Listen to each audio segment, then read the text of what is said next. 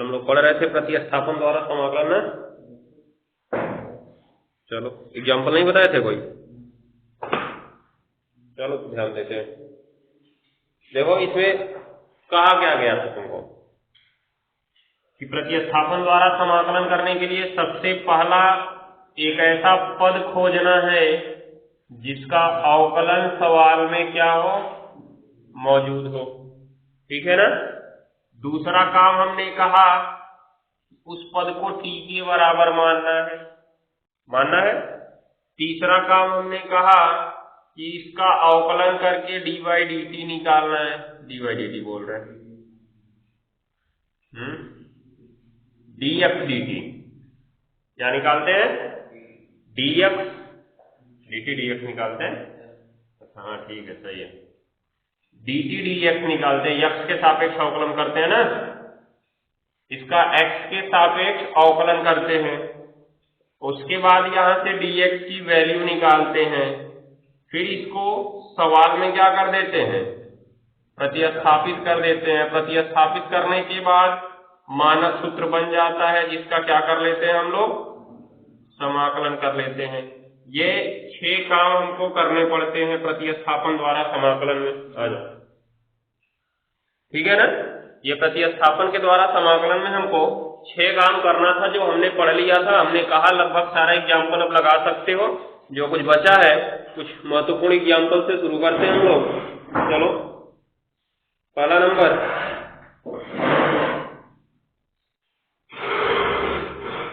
Example number 1।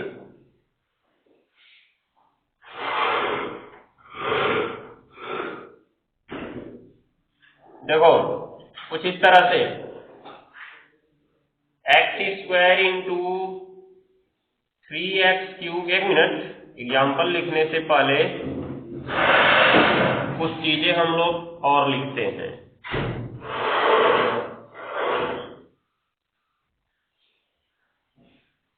शुरू करें। चलो तो अभी देखो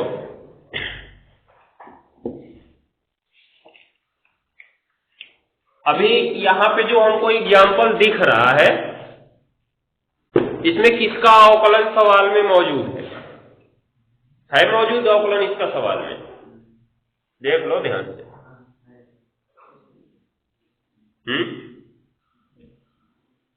x⁵5 का अवकलन कितना होगा, घात आगे आएगी, घात में से 1 घटेगा, तो मतलब x⁴। सामने क्या गुणांक गया उसको ना देखो, तो गुणांक को हम नीचे भेज देंगे, खत्म हो जाएगा। अचर पद होता है ना गुणांक, तो गुणांक मत देखो, जो चर पद है वो है कि नहीं सवाल में, है ना। तो हम कह सकते हैं कि इसमें x⁵5 का अवकलन सवाल में मौजूद है, दिखाई दे रहा है। तो अब x⁵5 का अवकलन सवाल में मौजूद है, तो हमने कल कहा प्रतिस्थापन विधि में कि सबसे पहला काम तुमको ये करना है कि एक ऐसा पद खोजना है जिसका अवकलन सवाल में मौजूद हो। तो तुमने खोज लिया कि x⁵5 एक ऐसा पद है जिसका अवकलन सवाल में क्या है, मौजूद है। हो गया ना। अब दूसरी शर्त क्या थी, इसको t के बराबर मानना था। तो यहां से मान लो हमने x⁵5 को t के बराबर जब माना तो बाद में ये तो 3t + 5 बन जाएगा। बनेगा कि नहीं बनेगा, बनेगा ना जब मान लेंगे तो अब क्या हुआ, जब इसका समाकलन करेंगे तो कैसे करेंगे, घात में 1 जोड़ेंगे, उसी से भाग देंगे। लेकिन एक चीज और ध्यान देंगे, सीधे सूत्र तो था नहीं, ये सूत्र की तरह था, तो हमें 1/x का गुणांक से क्या करना होगा, गुणा भी करना होगा। तो x का गुणांक बोलते तब भाग बोलते, 1/x का गुणांक बोले ना, उससे गुणा भी करना होगा। मतलब मान के चलो कहें तो x का गुणांक या t का गुणांक से आपको भाग देना पड़ेगा, देना होगा ना। तो यहां पे ध्यान दो, क्या 5 का कोई फर्क पड़ रहा है, नहीं पड़ रहा है। ये जो 3 है, 3 का भी कुछ खास फर्क नहीं पड़ा, बस ये नीचे आ गया 1/3, दिखाई दे रहा है। वो तो अगर हम यहाँ पे इसके साथ भी रखे होते, 3 को बाहर निकालते, तभी तो ये नीचे 3 चला जाता है, जैसा कि उस दिन मानक मान के दिखाए थे ना। निष्कर्ष, ये 5 का फिर भी कोई फर्क नहीं पड़ा, और 5 को अगर यहाँ पे इसके साथ प्लस में रख देते तब भी कोई फर्क नहीं पड़ता। क्यों, क्योंकि तब पूरा t में बदल जाता, और जब मान रखते तो फिर से तो 5 आ जाता। दिखाई दे रहा है? तो ध्यान देने वाली बात है कि यहां पर न तो 3 का कोई फर्क पड़ा न तो 5 का कोई फर्क पड़ा। कुछ निष्कर्ष निकल रहा है कि मतलब जब हम चर पद को मानक मानने जा रहे हैं तो उसके साथ अगर अचर पद गुणा में है तब भी उसका कोई खास फर्क नहीं पड़ने वाला है, और अगर अचर पद जोड़ा या घटाया गया है तब भी उसका कोई खास फर्क नहीं पड़ने वाला है। तो यही हम समझना चाहते थे कि यहां पे हमको मानक क्या माने। अभी देखो, हमने कहा x की घात 5 को भी t मान सकते थे ना, गलत नहीं होता। लेकिन जब हमने सामने 3 लगा के मानक माना अर्थात 3 को भी कहा साथ में लेके t मान ले, तब भी कोई फर्क नहीं पड़ा। हमने कहा इसके साथ जो अचर पद जुड़ा है इसको भी जोड़ के मान ले, तब भी कोई फर्क नहीं पड़ा, क्योंकि उसका अवकलन तो क्या हो जाता है, शून्य हो जाता है। ठीक है ना? तो हमको इंडिकेट पॉइंट में लिखना क्या है कि यदि किसी पद का डायरेक्ट अवकलन सवाल में मौजूद होता है। डायरेक्ट का मतलब समझ रहे हो? अभी जैसे ये देखो, यहां पे सवाल में फंसा देते, देखो ये प्रकार से कहा जाए x अपॉन 1 प्लस एक्स की पावर 4 का dx करो। अब बताओ, अवकलन है सवाल में मौजूद। x की घात 4 का अवकलन कितना होता है? x की घात 3 होता है। क्या है x की घात 3 सवाल में? नहीं है। क्या तुम्हारा नियम काम नहीं किया? दिखाई दे रहा है? तो हमारे पास एक तरीका है। क्या? इसको ऐसे तो कर सकते हो, एक्स स्क्वायर का स्क्वायर कर सकते हो ना। तो अभी तुमको एक्स स्क्वायर का अवकलन सवाल में दिख रहा है कि नहीं दिख रहा है? ये एक्स स्क्वायर का अवकलन क्या होगा? घात आगे आएगी, घात में से एक घटेगा, ये एक्स है कि नहीं? इसमें दो तो हमने कहा अचर पद है, कोई फर्क ही नहीं पड़ेगा उसका, एक्स है कि नहीं है? और वो डीएक्स के साथ भी जा सकता है। निष्कर्ष क्या निकला कि ये पूरे पद को मानने पर अवकलन तो नहीं था, लेकिन जब हमने इस पद को कुछ घातों के रूप में तोड़ दिया तब हमको इसका अवकलन सवाल में मिल गया। दिखाई दे रहा है? तो क्या इस पूरे पद को डायरेक्ट मानने पर इसका अवकलन सवाल में मौजूद था? नहीं ना। उस पद के अंदर एक छोटा सा पद था जिसको मानने पर उसका अवकलन सवाल में मौजूद था। दिखाई दे रहा है? अब यहां पे मानक मानते समय क्या तुम एक को साथ में ले सकते हो? जैसे हम कह दें कि मान ले 1 प्लस एक्स स्क्वायर बराबर थी। अरे तुम कहां पूरा पद ले रहे हो? 1 प्लस लेते तो एक्स की पावर 4 नहीं लेते पूरा। दिखाई दे रहा है नहीं दिखाई दे रहा है? तो वही चीज यहां पे तुमको ध्यान में रखना है। अब जैसे यहां पे क्या था कि एक्स की घात 5 दिखा, पूरे का अवकलन सवाल में था। एक्स की घात 5 का अवकलन कितना? एक्स की घात 4, पूरा अवकलन सवाल में मौजूद था, कोई परेशानी नहीं थी। इसलिए यहां पर इन अचर पदों का कोई प्रभाव नहीं पड़ा। लेकिन अगर तुमने यहां पर अचर पद लिया तो प्रभाव पड़ेगा। क्यों? क्योंकि अगर तुमने अचर पद लिया तो इसको एक्स स्क्वायर लिखोगे तभी तो इसका अवकलन सवाल में तुम्हें मिलेगा या नहीं मिलेगा। लेकिन यहां पे अगर एक के साथ ले तब तो पूरा पद हमें क्या दिख रहा है? एक्स की पावर 4 ही तो दिख रहा है। तो क्या तुम यहाँ पे एक्स की पावर 4 ले रहे हो? नहीं ले रहे हो ना। तो इसके साथ एक कैसे ले सकते हो? ले सकते हो क्या? नहीं ले सकते हो। इसीलिए बात ध्यान देने वाली है कि यदि किसी पद का डायरेक्ट अवकलन सवाल में मौजूद होता है तब उसके साथ आने वाले अचर पदों को भी टी मान लेते हैं। क्या मान लेते हैं? टी। लेकिन अगर डायरेक्ट अवकलन सवाल में नहीं मौजूद है तब उसके साथ आने वाले अचर पदों को नहीं ले सकते हो जाएगा ना? ये बात को ध्यान में रखना है तुम्हें। तो अब क्या करना है? शुरू करते हैं, इंडिकेट पॉइंट लिख लेते हैं।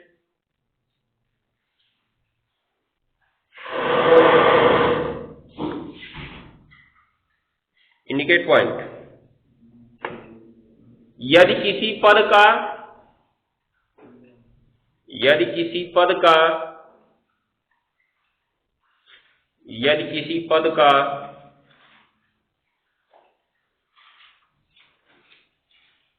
डायरेक्ट अवकलन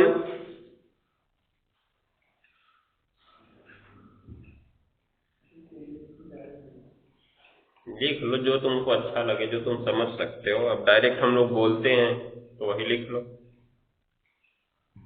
यदि किसी पद का डायरेक्ट अवकलन सवाल में मौजूद होता है,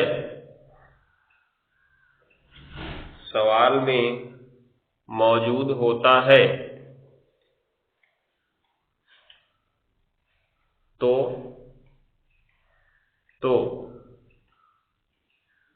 उसके साथ आने वाले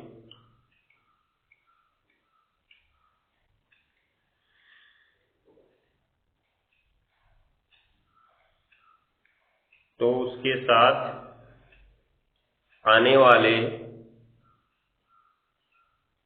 हो गया अचर पदों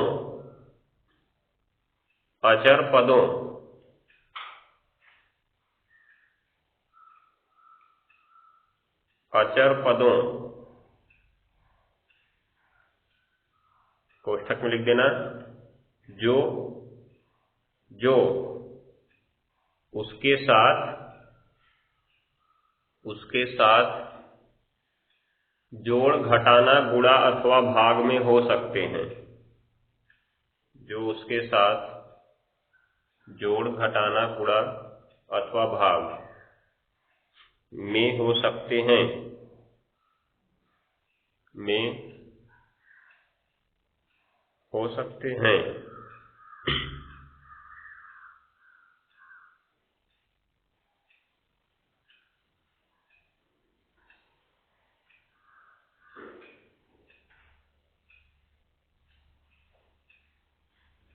हो गया।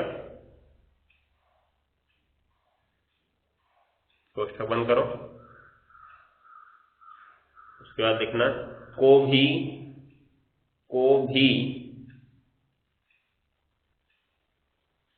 टी के बराबर मान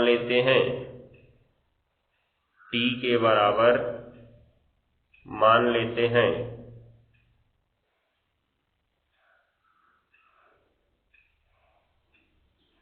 हो गया ना। ये चीज को ध्यान में रखना है। हो गया। जैसे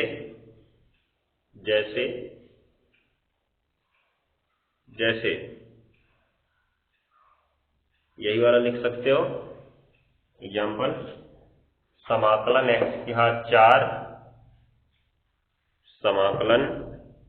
x की घात 4 ब्रैकेट में 3x की घात 5 प्लस 5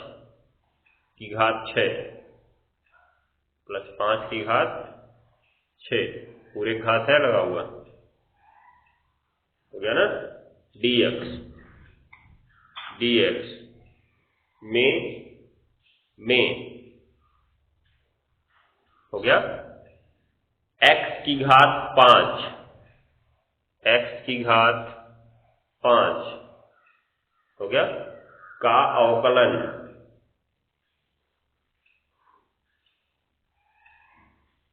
x की घात 5 का अवकलन सवाल में मौजूद है। x की घात 5 का अवकलन सवाल में मौजूद है। देख रहे होगे यहाँ पे कि जो x की घात 5 है इसका अवकलन कितना है, x की घात 4। सवाल में सीधे सीधे तुम्हें दिख रहा है ना। ऐसा कुछ नहीं था कि इसके अंदर की चीज को मानना पड़ा जैसा इस सवाल में तुम्हें दिखाया गया। हो जाएगा ना। तो क्या लिखे, x की घात 5 का अवकलन सवाल में मौजूद है, इसलिए x की घात 5 के साथ आने वाले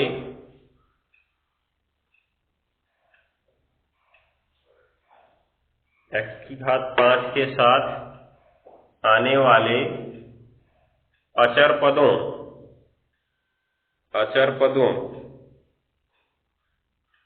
3 और 5 को भी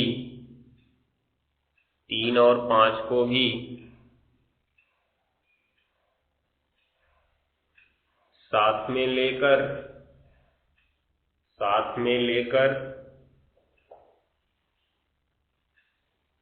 t के बराबर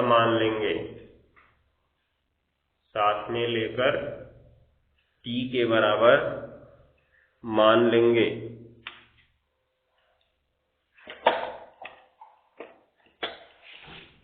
हो गया ना। तो अब देखो, अतः अब इसका समाकलन हम कैसे करेंगे? x की पावर 4 इंटू 3x की पावर 5 प्लस 5 की पावर 6, उसके बाद dx दिख रहा है। अब क्या करेंगे? पहले तो इसमें मानक मानना था, तो चूंकि x की घात 5 का पूरा अवकलन सवाल में मौजूद था, इसलिए इसके साथ जो अचर पद आया, अचर पद चाहे जोड़ में, चाहे घटाने में, चाहे गुणा में हो, चाहे भाग में हो, कैसे भी वो अचर पद होना चाहिए। लेकिन अगर यहाँ पे x लग गया होता तब नहीं कर सकते थे, ध्यान दिए रहना। अगर यहाँ पे x लग गया होता ना तब नहीं कर सकते थे, क्योंकि वो चर पद है। ठीक, केवल अचर पदों को साथ में ले सकते हैं हम। अब देखो क्या होता है, ये है ना बराबर, इसके क्या मारेंगे? t। तो हमारा अगला काम दोनों पक्षों का किसके सापेक्ष अवकलन? x के सापेक्ष अवकलन।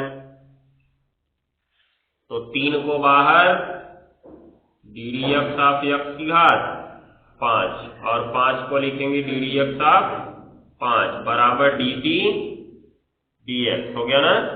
तो 3 गुणा ये x की घात 5 है, घात आगे आएगी, घात में से 1 घट जाएगा और प्लस इसका 0 बराबर dt dx। तो 15x की घात 4 बराबर क्या? dt dx हो गया ना। तो अब क्या करोगे?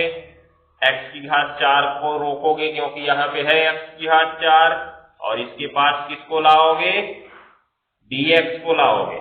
या तुम्हारे पास एक और ऑप्शन है, इधर खाली dx को रोको, बाकी सबको भेज दो उधर। समझ गए ना? अगर तुम dx को रोक के बाकी सबको उधर भेज देते हो तो dx की वैल्यू तुमको यहाँ पे रखनी होगी, और बटे x की घात 4 रखोगे ना उसमें, तो x की घात 4 से x की घात 4 अपने आप क्या हो जाएगा? कट जाएगा, कोई प्रॉब्लम नहीं होगी तुम्हें। तो क्या करें, डायरेक्ट dx निकाला जाए? 15x की घात 4 dx बराबर क्या आया? dt आया ना। तो अभी देखो क्या किया जाएगा,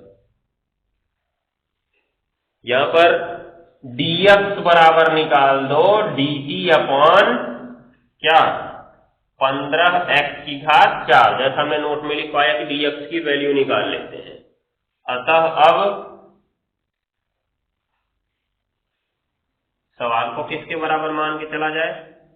i के बराबर। तो i बराबर समाकलन x की पावर 4, इसको रहने दो, डायरेक्ट रखें। इसको हमने क्या माना? t माना, और t की घात कितना हो गया? 6, और dx की भी तो वैल्यू निकाल लिए हो। क्या निकाल लिए हो? dt अपान 15x की घात 4। देखो कट गया ना। अगर इसको यहीं पे रखे होते तब डायरेक्ट x की पावर 4 dx की वैल्यू dt अपान 15 रखते।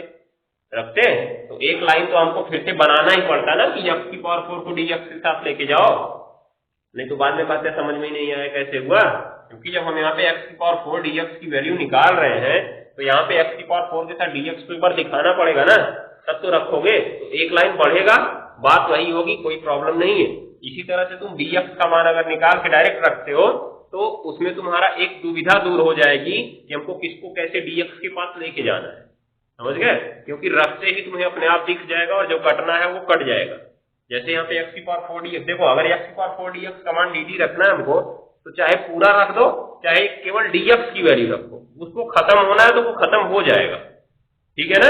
अगर डायरेक्ट रखते तो पहले ही खत्म हो जाता होता, लेकिन यहाँ पे हमने रखा तो हमको काटना पड़ा। एक बार दिखाई दे रहा है? तो दोनों स्थितियों में आंसर वही आएगा, चाहे तुम जैसे कर लो। अब क्या हुआ, 15 इसमें नीचे अचर पद है, तो 1/15 को बाहर कर दो और समाकलन खाली किसका होगा? t की घात 6 का dt। तो अब क्या हो गया, 1/15 गुणा t की घात 6 प्लस कितना? 1/6 प्लस 1। तो 1/15 गुणा कितना हो गया? 7, और यहाँ पे t की घात कितना हो गया? 7 प्लस t। t का मान रख दो, t का मान क्या था? 3x की घात 5 प्लस 5 था ना, और इसकी घात कितना? 7, और बटे क्या हो गया जी? 105, और प्लस क्या हो गया? 15 15 हो गया 105 और प्लस क्या हो गया C, यही हमारा आंसर हो गया। दिखाई दे रहा है ना? तो बस इसी तरह से हमको काम करना है। अब आ गया ना समझ में? अभी एक देखते हैं जिसमें हमको पूरा मानक नहीं मानना पड़ेगा। अगला एग्जाम्पल वैसा समझाते हैं। अभी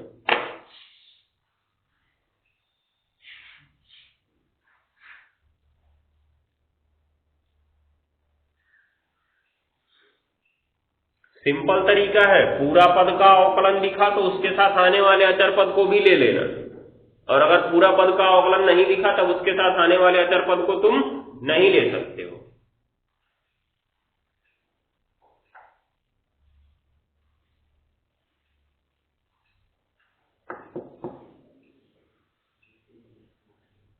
एग्जाम्पल नंबर 2,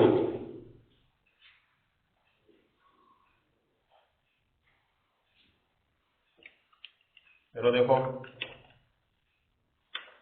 दूसरा example.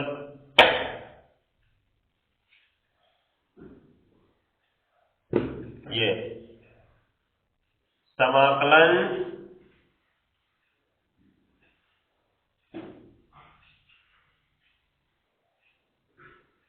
One upon x bracket में 1 plus log square x dx क्या होगा? किसका अवकलन सवाल में मौजूद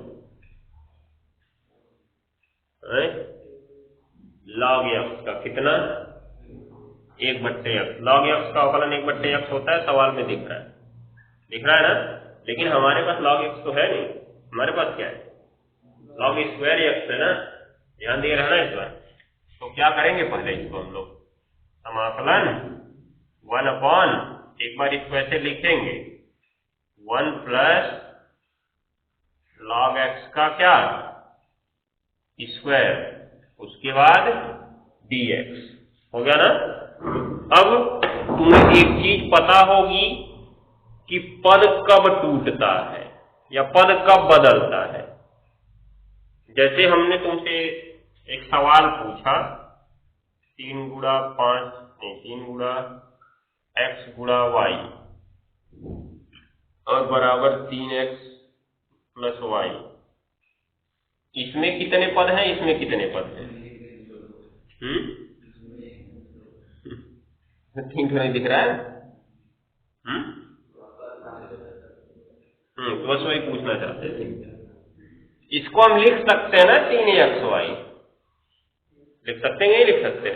तो बस एक बात याद रखो कि पद कब टूटता है, जब प्लस या माइनस लगता है। तो अभी हमने कहा किसी पद को डायरेक्ट मानने पर उसका अवकलन सवाल में मौजूद हो, समझ गए? तो किसी पद को डायरेक्ट मानने का मतलब ये पद हमको पूरा लेना है, देख रहे हो? मतलब इस पद का जो अचर पद है, मान लो उसका तो अचर पद का कोई मतलब ही नहीं होता है, इस पद को पूरा मानने पर इसका अवकलन सवाल में मौजूद हो। ठीक है, यहाँ पे मान लो अचर पद है, अचर पद की कोई वैल्यू ही नहीं है, वो तो बाहर निकल के अपने आप घूमता रहता है। अब इसमें अगर केवल x को मानने पर इसका अवकलन सवाल में मौजूद होता, तब क्या हम इसके साथ आने वाले अचर को ले सकते थे? पूरा ले सकते हैं? नहीं ले सकते यहाँ पे, क्योंकि y परेशान करेगा हमें। ठीक है ना? ध्यान दिए रहना। अभी यहाँ पे अब क्या देखना है, ये पद तो हमारा पूरा इस प्रकार से है, मतलब कितना? log x का स्क्वायर, देख रहे हो ना? तो क्या log x का स्क्वायर को t मानने पर उसका अवकलन सवाल में मौजूद है? log x का स्क्वायर को t मानने पर उसका अवकलन सवाल में मौजूद है? नहीं। अगर ऐसा होता, मतलब log x को t मानने पर उसका अवकलन सवाल में मौजूद होता, तो यहां पर हम क्या करते, एक को भी साथ में ले लेते। जो log x का स्क्वायर दिख रहा है, अगर यहाँ पे ऊपर कहीं log x हो गया होता तब तो हमारा काम हो गया होता, हो जाता ना? लेकिन ऐसा कुछ था नहीं। तो अब देखो हुआ क्या कि अगर log x का स्क्वायर को पूरा मानने पर अवकलन सवाल में मौजूद होता, तब इसके साथ आने वाला अचर पद अर्थात 1 लिया जाता। लेकिन यहाँ पे ऐसा नहीं हुआ, केवल किसका अवकलन सवाल में है? केवल और केवल log x का अवकलन सवाल में, अर्थात इस पद के एक भाग का अवकलन सवाल में मौजूद, देख रहे हो? इसलिए उसके साथ आने वाले अचर पद को हम नहीं ले सकते। ठीक है ना, ये ध्यान दिए रहना। तो मानक केवल इसमें किसको माना जाएगा, केवल और केवल log x को माना जाएगा, ध्यान दिए रहना। मान लेते हो तुम कुछ भी, अगर जैसे मान लो उसके साथ आने वाले अचर को तुम कभी भी साथ नहीं लेते हो, तभी प्रॉब्लम में नहीं फंसने वाले हो। बाद में वही जो हम लोग x का गुणांक का भाग करने वाला है सूत्र पढ़े हैं ना, वहीं पे फिर हम पहुंच जाएंगे। अब देखो हुआ क्या, पहले तो इसका हमको अवकलन करना होगा। किसके सापेक्ष अवकलन, x के सापेक्ष अवकलन। अब यहाँ पे एग्जाम्पल है इसलिए लिख रहे हैं, सवाल लगाते समय तुम्हें बार बार लिखने की जरूरत नहीं है, क्योंकि तुम ddx लगाओगे तो अपने आप पता चल जाएगा। ठीक है, ये तुम्हारा हो गया dt dx। अब क्या करोगे, इसका अवकलन 1/x बराबर dt dx, तो इसकी साइड में आएगा ये 1/x इंटू क्या आएगा dx बराबर dtx, क्योंकि 1/x है और dx है बराबर dt डायरेक्ट दिख रहा है। लेकिन परेशानी ना हो इसलिए हम क्या करते हैं, dx बराबर निकाल लेते हैं x इंटू dt। तो इसलिए सवाल किसके बराबर चल रहा था, I बराबर समाकलन 1/x ब्रैकेट में, यहां से देखना, यहां से 1 प्लस log x को तुमने क्या माना t, तो 1 प्लस बना t स्क्वायर और इसकी जगह क्या रखना है x dt, ये x खत्म हो गया ना। अब जब तुमने सवाल को t में बदल लिया है ना, तो कहीं भी सवाल में x नहीं बचना चाहिए, याद रखे रहना। अगर सवाल में x बचा तो मतलब तुम कहीं गलत कर रहे हो या प्रतिस्थापन सही नहीं कर रहे हो। ठीक है, मान लो कि कहीं पे यहाँ पे हम गलती से x स्क्वायर लिख दिए होते, तब एक x बच जाता ना, तो प्रॉब्लम में फंस जाते हैं। और अगर मान लो बच भी गया तो तुम्हारे पास एक ऐसा तरीका होना चाहिए जिससे उसको t में पुनः बदल लो। जैसे यहाँ पे मान लो हमने log x को t माना है ना, तो ये बेस gx होता है, आधार घात परिमाण वाले में बदल लो इसको।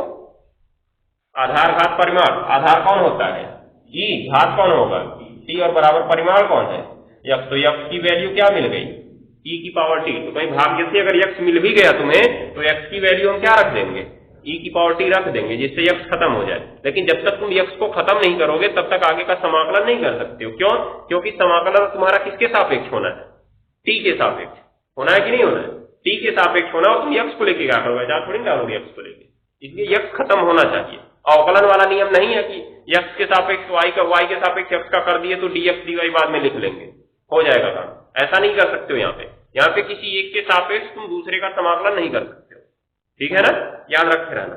तो क्या होगा, यहाँ पर तुम्हारा काम हो गया, सीधा सीधा सूत्र बन गया है, समाकलन 1/1 प्लस t स्क्वायर dt किसका होता है, tan इनवर्स t, और प्लस c, t की वैल्यू रख देना हमको, tan इनवर्स t का वैल्यू log x माने थे, tan inverse log x plus c। इसमें अजब गजब उत्तर आता रहता है, ध्यान दिए रहना, कहीं कोई भी प्रवेश कर सकता है। नोट कर लो इसको, नोट करो। फिर एक चीज अभी और दिखाते हैं कि अभी एक मानक मानने का एक और अलग तरीका हो सकता है, नोट करो, उसको भी दिखा रहे हैं।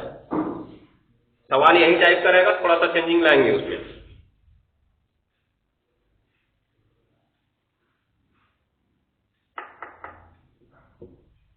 ध्यान देना, यहाँ पे हम log x को क्यों केवल t माने, एक को क्यों नहीं हमने साथ में लिया, क्योंकि इस वाले पूरे पद को मानने पर उसका अवकलन सवाल में मौजूद नहीं था।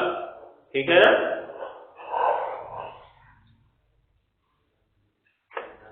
मिटाएंगे नहीं, इसी में बताएंगे। चलो देखो, ध्यान दो इधर। अभी मान लो सवाल इस प्रकार से आ जाए, समाकलन 1/x 4 और प्लस 3 log स्क्वायर x, देख रहे हो। तो अभी भी तुमको केवल log x का अवकलन सवाल में 1/x दिख रहा है, log स्क्वायर x का नहीं दिख रहा है। दिख रहा है क्या, अभी भी नहीं दिखा। तो अब हमको फिर क्या करना है, फिर वही नियम लगाना है। 4 को तो 4 लाने दो, क्योंकि अब 4 को तो साथ ले नहीं सकते हो, क्योंकि तुम्हें पता चल चुका है कि 4 साथ में नहीं लिया जाएगा, क्योंकि इस पूरे पद का अवकलन सवाल में मौजूद नहीं है। हो गया। अगला काम हमको क्या करना है, यहां पर अगर तुम छोड़ते हो 3 को तो बाद में वही x के गुणांक वाली प्रॉब्लम में फंसोगे।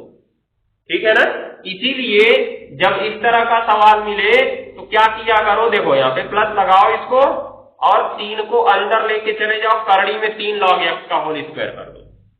देख रहे हो, अब तुम्हें log x का अवकलन c दिए 1/x दिख रहा है ना, इसलिए उसके साथ जो अचर पद है उसको तो ले सकते हो, ये कोष्ठक के बाहर जो है उसको नहीं ले सकते, जो उसके साथ है उसको तो ले ही सकते हो। क्यों?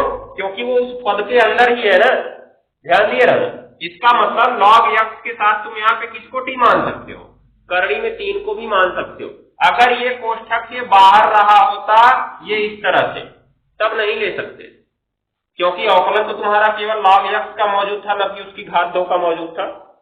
ठीक है ना, इसलिए यहाँ पे अगर तुम 3 को बाहर रखते हो तब तुम्हें 3 छोड़ना पड़ेगा, और बाद में तुमको यहाँ पे ऐसे 3 दिखेगा, तब लिखोगे कि 1/t का क्या लिखोगे, गुणांक होगा ना।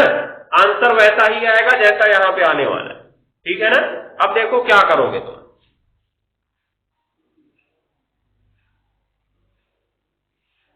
देखो हम इसको लेके चलते हैं अंदर और मानक पूरा मानते हैं। तो करड़ी में 3 log x का स्क्वायर है, तो करड़ी में 3 log x को हम क्या मान सकते हैं, t मान सकते हैं। अब क्या होगा यहाँ पे, ये 3 है ना, करड़ी में 3, तो इसको बाहर निकालना होगा और डी डी एक्स केवल किसका होगा, log x का, और इधर डी टी डी एक्स रहेगा ही साथ में। यहाँ पे अब देखो करड़ी में 3 अचर पद था, इसलिए बाहर हुआ, और log x का अवकलन क्या होगा, 1/x बराबर डी टी डी एक्स है। अब भेजते समय पहले हमको इधर रखना होगा, मान लो करड़ी में 3/x और dx नीचे से इसकी साइड में आया। अब इधर हमको केवल dx को रोकना था ना, तो x नीचे से गया ऊपर और करड़ी में 3 ऊपर से कहां जाएगा, नीचे जाएगा। तो अब यहाँ पे x बट्टे करड़ी में 3 dt और dx की जगह इसको रखना है, तो यहाँ पे बट्टे क्या रखोगे तुम, करड़ी में 3। लेकिन एक चीज और ध्यान दो, हम यहाँ पे जब सवाल पे आए तो 1/x को हमने लिखा, और इस बार 1 की जगह कितना है, यहाँ 4 है ना, और प्लस अब देखो इसके अंदर वाले को हमने पूरा t मान रखा है, इसलिए उसके साथ वाला अचर पद हमें अब यहाँ नहीं दिखेगा। क्यों? क्योंकि बाद में रखते समय तो पूरा मिल जाएगा, वो मिलेगा ना, बाद में रखते समय फिर से मिलने वाला है, इसलिए अब यहाँ पर हमको वो नहीं दिखेगा। क्या दिखेगा, 4 दिखा और प्लस इसके पूरे की जगह माने थे t का क्या बन गया स्क्वायर, और dx की जगह हमने क्या रखा था, x dt अपॉन क्या √3। x से x कट गया ऊपर नीचे, x खत्म हो गया, कहीं x दिख रहा है, अब नहीं दिख रहा है, x खत्म, केवल सब जगह क्या बचा हुआ है, t। अब एक चीज और ध्यान दो, ये करड़ी में 3 अचर पद होता है ना, और यहाँ गुणा का चिन्ह लगा हुआ है, इसलिए पूरे 1 करड़ी में 3 को बाहर कर दो समाकलन करते समय। अवकलन करो चाहे समाकलन, अचर पद हमेशा बाहर ही जाता है। बचा क्या तुम्हारे पास, ये जो 4 बचा है, 4 को तुम क्या लिख सकते हो, 2 का स्क्वायर लिख सकते हो। दूसरा वाला मामला फंसा यहाँ पे। अब साधारण अवकलन तो तुम किसका जानते थे, समाकलन 1/1 + x² का जानते हो ना, क्या जानते हो, tan इनवर्स x। लेकिन यहां पे क्या है, ये 1 नहीं है, 1 की जगह a² आ गया है, दिखाई दे रहा है। तो इसका भी तो समाकलन का सूत्र हम लोग पढ़े, क्या पढ़े, tan इनवर्स x/a + c, यही पढ़े हम लोग सूत्र इसका। तो रख दो, अब क्या होगा, 1/, करड़ी में 3 है, इसको रहने दो, और फिर इसका सूत्र लिखोगे 1/a। a की जगह तुम्हें क्या दिख रहा है, 2, और फिर tan इनवर्स x/a, x की जगह तुम्हारा क्या है p, और बट्टे a की जगह क्या है 2, और प्लस क्या होगा c। तो हो गया तुम्हारा काम 1/2 करड़ी में 3, और उसके बाद tan इनवर्स t का वैल्यू जी, t को क्या माने थे, करड़ी में 3 log x ना, तो t का वैल्यू है करड़ी में 3 log x और बटे 2, और प्लस क्या आ गया c, ये हमारा उत्तर है। तो कहने का अर्थ क्या निकला कि कभी कभी ऐसा हो जाता है कि यहाँ पे जो पद है उसके साथ बाहर कोई अचर दिखता है, तो तुम्हारे पास वहां से 2 ऑप्शन बन जाते हैं, या तो उस अचर पद को बाहर ही छोड़ के अंदर वाले को मानो मानक, और अगर तुमने अचर पद को बाहर छोड़ा तो बाद में फिर यहाँ फंसने वाले हो तब, क्योंकि यहाँ पे तब देखो 3t² बन गया होता, बनता, और फिर उसको बाद तब तुमको इस रूप में बदलने के लिए एक बार फिर उसे लिखना पड़ता, करड़ी में 3t² दिखाई दे रहा है। उसके बाद 1/a tan इनवर्स x/a तो सूत्र था, फिर तुम बाहर लिखते 1/x का गुणांक लिखते ना, 1/x का गुणांक मतलब एक लाइन अभी और बढ़ाते और बात वही होती, करड़ी में 3t, तब यहाँ पे तुमको अंदर सीधे दिखता करड़ी में 3t, और तुम t का मान तब केवल क्या रखते, log x रखते ना, तो करड़ी में 3 log x ही आने वाला है।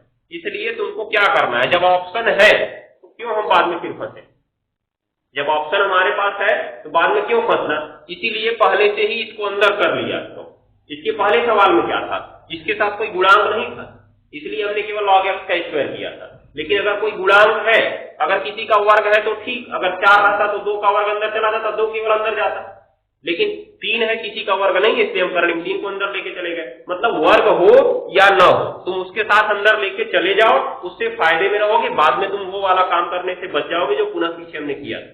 ठीक है ना, ये ध्यान दिया ना, पीछे हमने क्यों किया था ऐसा, क्योंकि हमारे पास वही एक ही काम था, हम लोग डायरेक्ट वैसा ही करना चाहते थे।